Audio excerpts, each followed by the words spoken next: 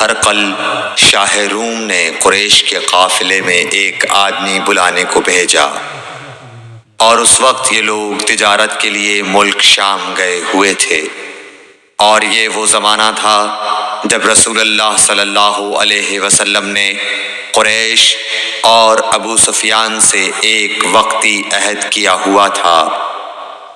جب ابو سفیان اور دوسرے لوگ ہرقل کے پاس ایلیا پہنچے جہاں ہرقل نے دربار طلب کیا تھا، اس کے گرد روم کے بڑے بڑے لوگ، علماء، وزراء و امراء بیٹھے ہوئے تھے۔ ہرقل نے ان کو اور اپنے ترجمان کو بلوایا، پھر ان سے پوچھا کہ تم میں سے کون شخص مدعی رسالت کا زیادہ قریبی عزیز ہے؟ ابو سفیان کہتے ہیں کہ میں بول اٹھا کہ میں اس کا سب سے زیادہ قریبی رشتہ دار ہوں۔ یہ سن کر ہرقل نے حکم دیا کہ اس ابو سفیان کو میرے قریب لا کر بٹھاؤ اور اس کے ساتھیوں کو اس کی پیٹھ کے پیچھے بٹھا دو۔ پھر اپنے ترجمان سے کہا کہ ان لوگوں سے کہہ دو کہ میں ابو سفیان سے اس شخص یعنی محمد صلی اللہ علیہ وسلم کے حالات پوچھتا ہوں، اگر یہ مجھ سے کسی بات میں جھوٹ بول دے تو تم اس کا جھوٹ ظاہر کر دینا۔ ابو سفیان کا قول ہے کہ خدا کی قسم اگر مجھے یہ غیرت نہ آتی کہ یہ لوگ مجھ کو جھٹلائیں گے تو میں آپ صلی اللہ علیہ وسلم کی نسبت ضرور غلط گوئی سے کام لیتا۔ خیر، پہلی بات جو ہرقل نے مجھ سے پوچھی وہ یہ کہ اس شخص کا خاندان تم لوگوں میں کیسا ہے؟ میں نے کہا وہ تو بڑے اونچے عالی نسب والے ہیں۔ کہنے لگا اس سے پہلے بھی کسی نے تم لوگوں میں ایسی بات کہی تھی؟ میں نے کہا نہیں۔ کہنے لگا اچھا اس کے بڑوں میں کوئی بادشاہ ہوا ہے؟ میں نے کہا نہیں۔ پھر اس نے کہا بڑے لوگوں نے اس کی پیروی اختیار کی ہے یا کمزوروں نے؟ میں نے کہا نہیں، کمزوروں نے۔ پھر کہنے لگا اس کے تابعدار روز بڑھتے جاتے ہیں یا کوئی ساتھی پھر بھی جاتا ہے؟ میں نے کہا نہیں۔ کہنے لگا کیا اپنے اس دعویٰ نبوت سے پہلے کبھی کسی بھی موقع پر اس نے جھوٹ بولا ہے؟ میں نے کہا نہیں، اور اب ہماری اس سے صلح کی ایک مقررہ مدت ٹھہری ہوئی ہے، معلوم نہیں وہ اس میں کیا کرنے والا ہے۔ ابو سفیان کہتے ہیں میں اس بات کے سوا اور کوئی جھوٹ اس گفتگو میں شامل نہ کر سکا۔ ہرقل نے کہا کیا تمہاری اس سے کبھی لڑائی بھی ہوئی ہے؟ ہم نے کہا کہ ہاں۔ بولا پھر تمہاری اور اس کی جنگ کا کیا حال ہوتا ہے؟ میں نے کہا لڑائی ڈول کی طرح ہے، کبھی وہ ہم سے میدان جنگ جیت لیتے ہیں اور کبھی ہم ان سے جیت لیتے ہیں۔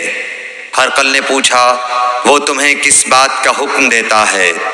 میں نے کہا وہ کہتا ہے کہ صرف ایک اللہ ہی کی عبادت کرو، اس کا کسی کو شریک نہ بناؤ، اور اپنے باپ دادا کی شرک کی باتیں چھوڑ دو، اور ہمیں نماز پڑھنے، سچ بولنے، پرہیزگاری اور صلہ رحمی کا حکم دیتا ہے۔ یہ سب سن کر پھر ہرقل نے اپنے ترجمان سے کہا کہ ابو سفیان سے کہہ دے کہ میں نے تم سے اس کا نسب پوچھا تو تم نے کہا کہ وہ ہم سے عالی نسب ہے، اور پیغمبر اپنی قوم میں عالی نسب ہی بھیجے جایا کرتے ہیں۔ میں نے تم سے پوچھا کہ دعویٰ نبوت کی یہ بات تمہارے اندر اس سے پہلے کسی اور نے بھی کہی تھی؟ تو تم نے جواب دیا کہ نہیں۔ تب میں نے اپنے دل میں کہا کہ اگر یہ بات اس سے پہلے کسی اور نے کہی ہوتی تو میں سمجھتا کہ اس شخص نے بھی اسی بات کی تقلید کی ہے جو پہلے کہی جا چکی ہے۔ میں نے تم سے پوچھا کہ اس کے بڑوں میں کوئی بادشاہ بھی گزرا ہے؟ تو تم نے کہا کہ نہیں۔ تو میں نے دل میں کہا کہ ان کے بزرگوں میں سے کوئی بادشاہ ہوا ہوگا تو کہہ دوں گا کہ وہ شخص اس بہانے اپنے آباء و اجداد کی بادشاہت اور ان کا ملک دوبارہ حاصل کرنا چاہتا ہے۔ اور میں نے تم سے پوچھا کہ اس بات کے کہنے یعنی پیغمبری کا دعویٰ کرنے سے پہلے تم نے کبھی اس کو دروغ گوئی کا الزام لگایا ہے؟ تم نے کہا کہ نہیں۔ تو میں نے سمجھ لیا کہ جو شخص آدمیوں کے ساتھ دروغ گوئی سے بچے وہ اللہ کے بارے میں کیسے جھوٹی بات کہہ سکتا ہے؟ اور میں نے تم سے پوچھا کہ بڑے لوگ اس کے پیرو ہوتے ہیں یا کمزور آدمی؟ تم نے کہا کمزوروں نے اس کی اتباع کی ہے۔ تو دراصل یہی لوگ پیغمبروں کے متبعین ہوتے ہیں۔ اور میں نے تم سے پوچھا کہ اس کے ساتھی بڑھ رہے ہیں یا کم ہو رہے ہیں؟ تم نے کہا کہ وہ بڑھ رہے ہیں، اور ایمان کی کیفیت یہی ہوتی ہے حتیٰ کہ وہ کامل ہو جاتا ہے۔ اور میں نے تم سے پوچھا کہ آیا کوئی شخص اس کے دین سے ناخوش ہو کر مرتد بھی ہو جاتا ہے؟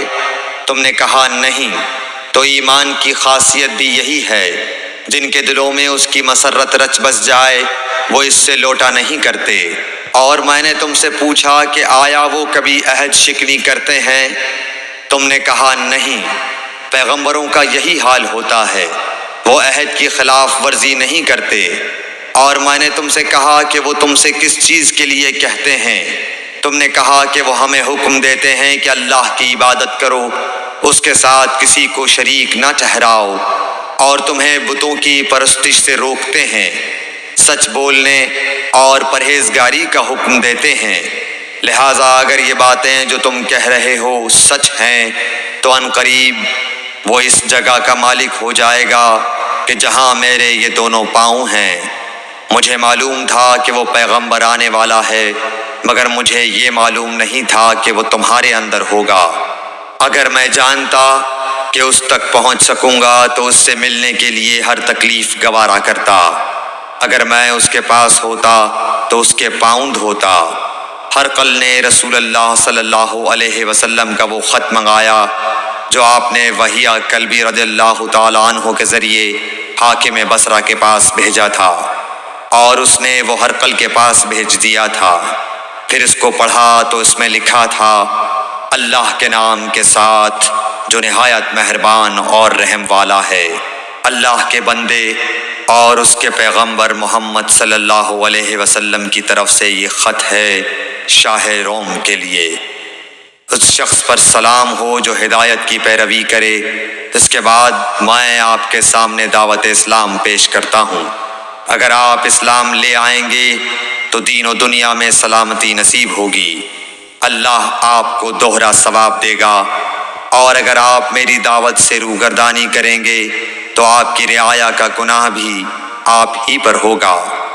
اور اے اہل کتاب، ایک ایسی بات پر آ جاؤ جو ہمارے اور تمہارے درمیان یکساں ہے، وہ یہ کہ ہم اللہ کے سوا کسی کی عبادت نہ کریں اور کسی کو اس کا شریک نہ ٹھہرائیں، اور نہ ہم میں سے کوئی کسی کو خدا کے سوا اپنا رب بنائے۔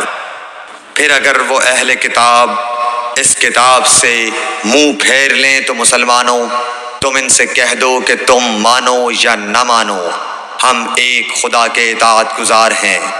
ابو سفیان کہتے ہیں، جب ہرقل نے جو کچھ کہنا تھا کہہ دیا اور خط پڑھ کر فارغ ہوا تو اس کے ارد گرد بہت شور و غوغا ہوا، بہت سی آوازیں اٹھیں اور ہمیں باہر نکال دیا گیا۔ تب میں نے اپنے ساتھیوں سے کہا کہ ابو کبشہ کے بیٹے حضرت صلی اللہ علیہ وسلم کا معاملہ تو بہت بڑھ گیا۔ دیکھو تو اس سے بنی اصفر روم کا بادشاہ بھی ڈرتا ہے۔ مجھے اس وقت سے اس بات کا یقین ہو گیا کہ حضور صلی اللہ علیہ وسلم عنقریب غالب ہو کر رہیں گے، حتیٰ کہ اللہ نے مجھے مسلمان کر دیا۔ راوی کا بیان ہے کہ ابن ناطور ایلیا کا حاکم ہرقل کا مصاحب اور شام کے نصارہ کا لاٹ پادری بیان کرتا تھا کہ ہرقل جب ایلیا آیا ایک دن صبح کو پریشان اٹھا تو اس کے درباریوں نے دریافت کیا کہ آج ہم آپ کی حالت بدلی ہوئی پاتے ہیں، کیا وجہ ہے؟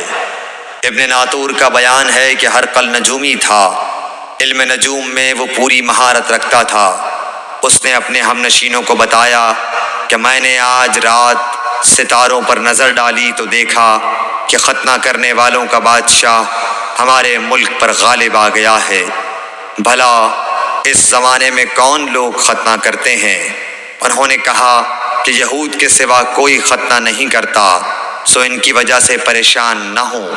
سلطنت کے تمام شہروں میں یہ حکم لکھ بھیجیے کہ وہاں جتنے یہودی ہوں سب قتل کر دیے جائیں۔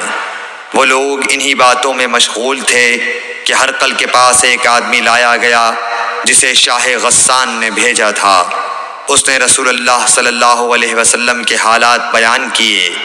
جب ہرقل نے سارے حالات سن لیے تو کہا کہ جا کر دیکھو وہ ختنہ کیے ہوئے ہے یا نہیں۔